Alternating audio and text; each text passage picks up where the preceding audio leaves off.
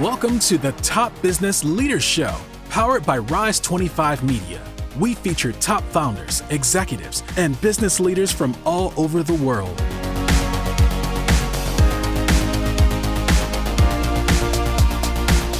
Chad Franzen here, co-host for this show where we feature top restaurateurs, investors, and business leaders. This is part of our SpotOn series. SpotOn has the best-in-class payment platform for retail, and they have a flagship solution called SpotOn Restaurant, where they combine marketing, software, and payments all in one. They've served everyone from larger chains like Dairy Queen and Subway to small mom and pop restaurants. To learn more, go to SpotOn.com. This episode is brought to you by Rise 25. We help B2B businesses to get ROI, clients, referrals, and strategic partnerships through Done For You podcasts. If you have a B2B business and want to build great relationships with clients, referral partners, and thought leaders in your space, there's no better way to do it than through podcasts and content marketing. To learn more, go to rise25media.com or email us at support@rise25.com. Shawn Walchef is owner of the award-winning Cali Comfort Barbecue in the San Diego area. He's the founder of Cali BBQ Media and host of Digital Hospitality, a podcast and video series that explores the ways that successful businesses and entrepreneurs have merged traditional business methods with innovative digital strategies that harness the power of the internet. Shawn is also a marketing coach and a new dad. Shawn, thanks so much for joining me. How are you? Doing great. Thanks for having me on the show, Chad. Yeah, great. Great to have you. Hey, congrats on being a new dad. How's that going? I'm learning every single day. And then once I figure it out, I learn again. Isn't that how it works? Absolutely. What's your child's name? My son's name is Colleen. He's 5. And my daughter's name is Mila, and she's 3. Okay. What's the best thing about being a dad? Best thing about being a dad is, it's a great question. It's the greatest job in the world. Everything that anyone tells you about having children, it exceeds that beyond any expectation. Seeing your son's eyes, I just got to spend a month in Bulgaria with my wife, my son, my daughter. My wife is Bulgarian, so we spent a month over there in her village in Bulgaria, and just going to do the things that they do in the village, pick a tomato or pick a cucumber, and to watch my son, his joy of actually enjoying this tomato that came right off of the vine, or, to watch him watch fireworks. These are all just the simple pleasures in life of being a dad. Yeah, absolutely. That sounds great. Hey, before we get into your Cali BBQ Media, I like your hat. Tell me a little bit about your restaurant, Cali BBQ, and what a customer might expect from Cali BBQ. So we are a barbecue media company, and I know that doesn't make sense. It never makes sense when I share it on stage or share it on a podcast, but I always explain it because we've been in business for 15 years. We have a single unit barbecue brand that is now 3 barbecue restaurants, soon to be 5 barbecue restaurants in the San Diego area. We have 2 ghost kitchens. We're going to open up 2 stadium locations. And essentially what we've learned doing barbecue in San Diego was to rely on the internet. We opened in a very difficult location in San Diego in 2008.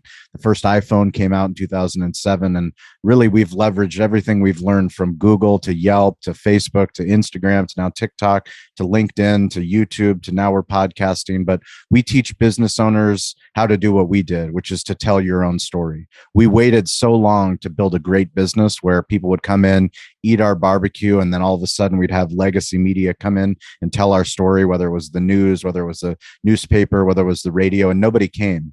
So we ended up just learning how to tell our own story and use that smartphone in our pocket to publish content online. And now we teach other business owners how to do it. But yeah, we're CaliBBQ.media in San Diego.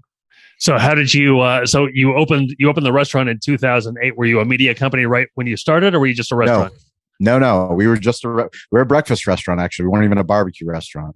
So we were a breakfast restaurant. And we added a sports bar. We added a dinner service. And really, we've transformed our business over the last 15 years to what we are building now, which is the Amazon of barbecue. We can no longer discriminate as restaurant owners how to get people food. I spent 15 years building a brand, building a marketing company, a media company to get people to know what we were doing in our part of San Diego. And there's 3.3 million people in San Diego. We were fortunate that people would drive 45 minutes and wait in line on an hour on an NFL Sunday to get a brisket Benedict. But now we can't think like that. We have to use technology, leverage delivery, Uber Eats, DoorDash, Grubhub to get people barbecue on their terms. So that's why we're opening up more distribution locations. That's why we're removing seating from our restaurant so that we can actually put more meat on the smokers and serve more people more barbecue.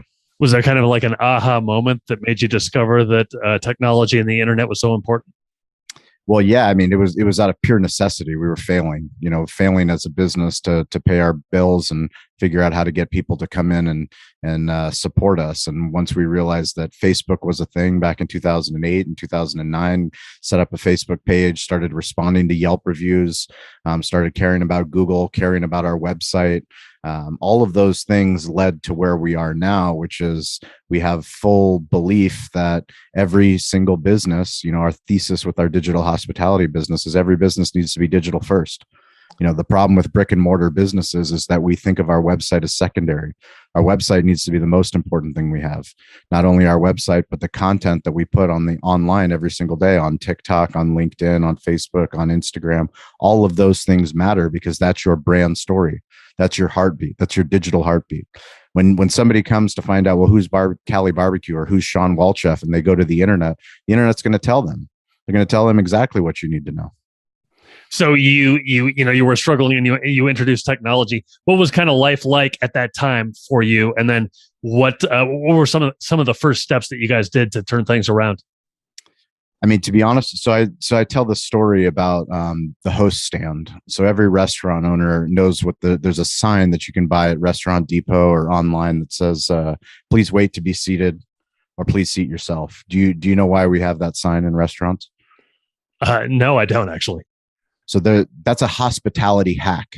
We use that sign so that we don't have to pay labor to have a hostess on duty in between lunch service and dinner service, or breakfast and lunch.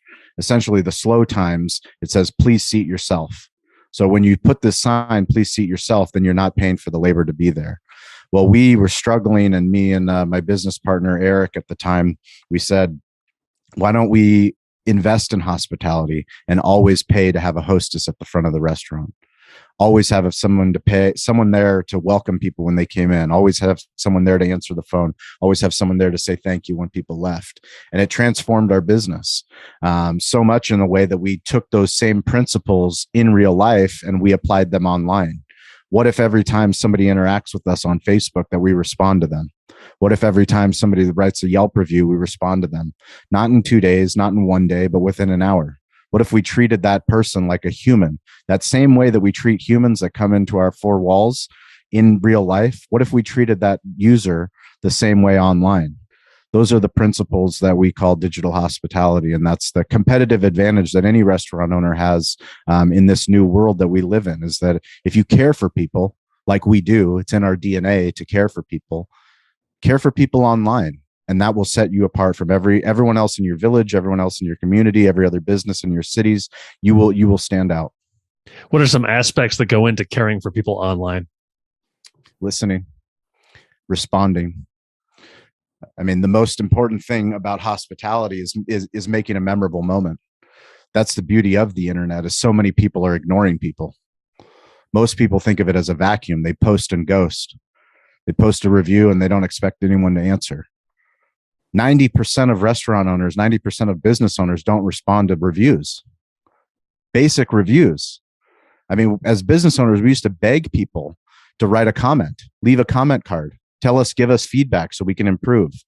Yet now, every single day on TripAdvisor, on Google, on Facebook, on Yelp, on all of these different platforms, people are leaving feedback, and that's just going to a void.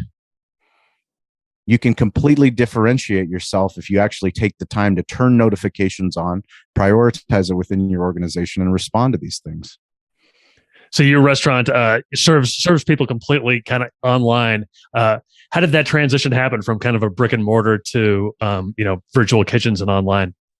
Well, I mean, you have to have technology partners. So you have to have the best of the best in order to succeed. And I was fortunate to go and speak at the National Restaurant Association trade show in Chicago and talk about our tech stack and really go through the things that we've added in the last 15 years to allow us to be an e-commerce company. We're not at the point where we're shipping nationally yet, but we will. We will partner with Goldbelly. We will partner with Uber Eats, and we'll figure out a way to get more barbecue to more people. But when you get down to the basics of it, one of those aha moments was our website. having a website where I had one of my best men, my best friend, his father did our website when we first started. He set up our website, and when I needed a change, I would email him, and it would take a couple days for him to make a change. And then if something was wrong, I needed to email him again. And when I was trying to promote a boxing match, Floyd Mayweather fighting Manny Pacquiao in the restaurant, we need to be at the top of search results in San Diego. When someone says, where can I watch the Mayweather fight in San Diego? We need to show up. If that's information's not on our website, we're not going to be optimized in order to get people there.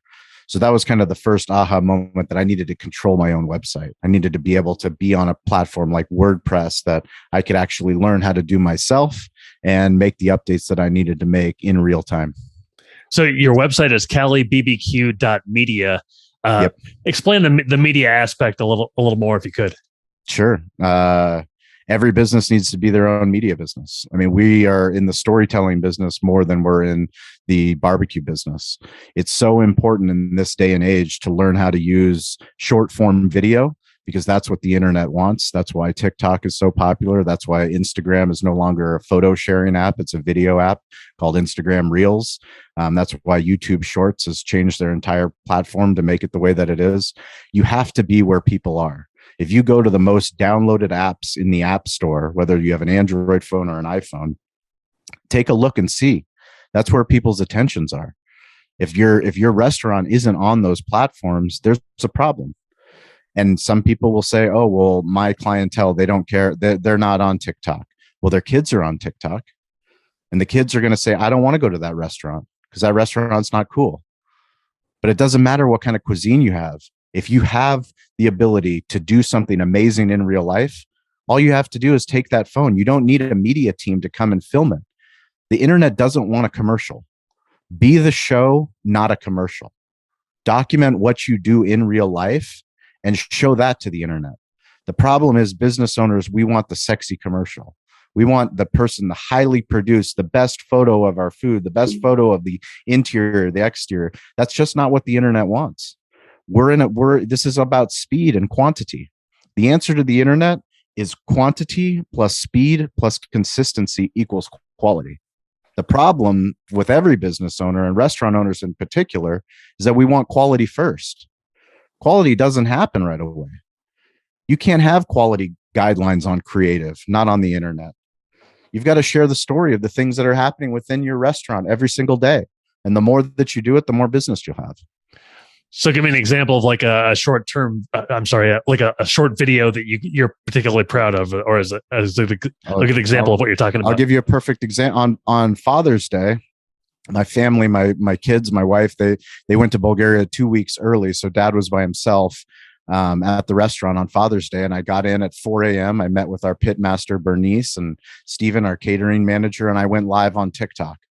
I said, I'm going to go live on TikTok and I'm going to show off how Bernice cooks 175 racks of St. Louis pork ribs on our 4 smokers, how she puts 200 chickens, half chickens onto the smoker, how she reverse sears, tri-tip, how she brings the pork butts that have been cooking overnight, the briskets that have been cooking overnight. And I'm just going to interact with people on TikTok Live. On TikTok Live, I made a point that I'm going to go until my phone dies or until my arm falls off. So I did it for 4 hours before my phone died. And then I went to our ghost kitchen, charged my phone, went for another half hour, came back. So in total, I did about 5 hours, 5.5 hours on TikTok Live. Do you know how many people tuned into that? I have about 9,000 followers on TikTok. How many people do you think watched that live? 35,000. More. How many? One more. Guess again. 50. 100. Over 100,000. Wow. Incredible. Over 100,000. I literally could not go on local television and get that many engaged viewers to watch what we were doing in our restaurant. Wow. I was interacting with people from not only all over the globe, but most of them were in the United States. Most of them were asking, how can you ship this to me? I said, we're working on Goldbelly. We're working on Uber Eats. Some people are like, I'm coming to San Diego next month. I'm going to stop by and see your restaurant. Other people are like, I'm going to tell my sister to go to your restaurant. Literally from that 5-hour broadcast, I had 1,000 more followers on TikTok. When you Followers. first followers, wow, incredible. When you first started in the restaurant, when you first opened up your own restaurant, would you have imagined that, years later that this would be kind of your focus? I mean, absolutely not. The biggest curse became the biggest blessing because we struggled so much in such a difficult location. We had to do what other restaurants didn't do. They didn't care about all these different things because they tell you location, location, location. So if we had a great location, I wouldn't have spent as much time learning about our website, learning about Facebook, learning about photos, learning about video, learning about Yelp, figuring out all these different things that we know now, and leveraging all of that with technology partners to be able to do the things that we do. I mean, we literally have a show with entrepreneur.com. We have our podcast called Restaurant Influencers is on restaurant.com, and we're broadcasting to millions of people every month. Millions of people are listening to our content because we're willing to do what other people aren't willing to do. What's that podcast about? It's called Restaurant Influencers. So it's literally how to turn your restaurant into a media company. But we talk to some of the greatest people that have content online. So people like Sam, the cooking guy, that have 3 million YouTube subscribers.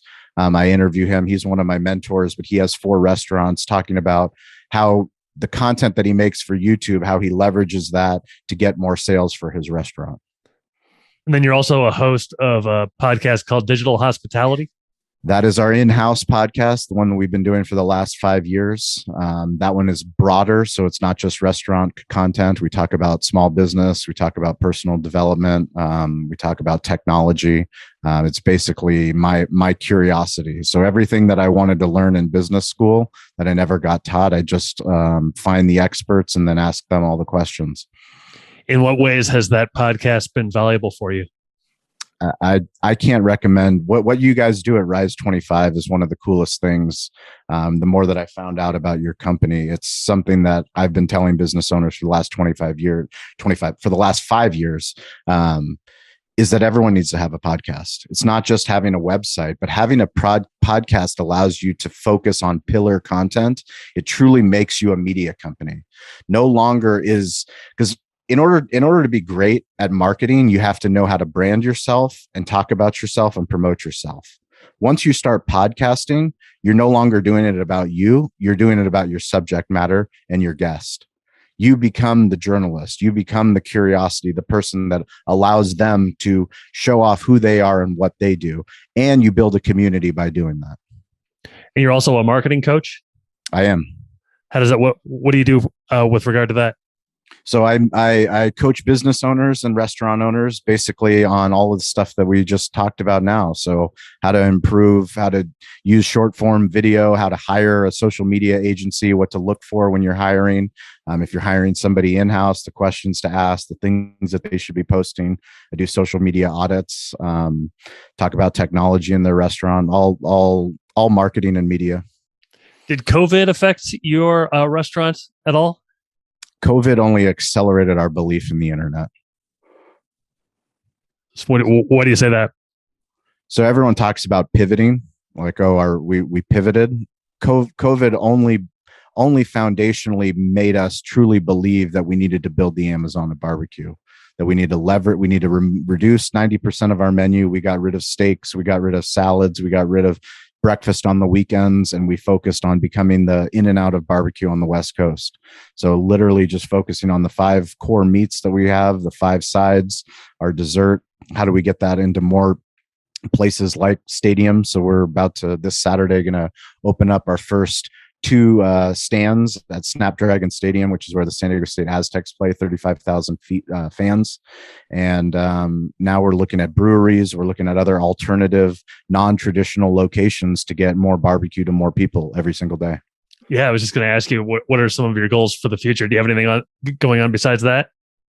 Besides that, no, the goal is always to get the best guest as possible, build, help as many restaurant owners. We're so fortunate that Even with the Digital Hospitality Podcast, we have such a great community of people that support each other digitally and online. Sometimes it can be a lonely place when you're starting your TikTok channel or you're starting to go on Clubhouse, which is an audio app. We do rooms every Wednesday and Friday at 10 a.m., meeting with business owners, sales professionals, marketing professionals, just to keep things top of mind.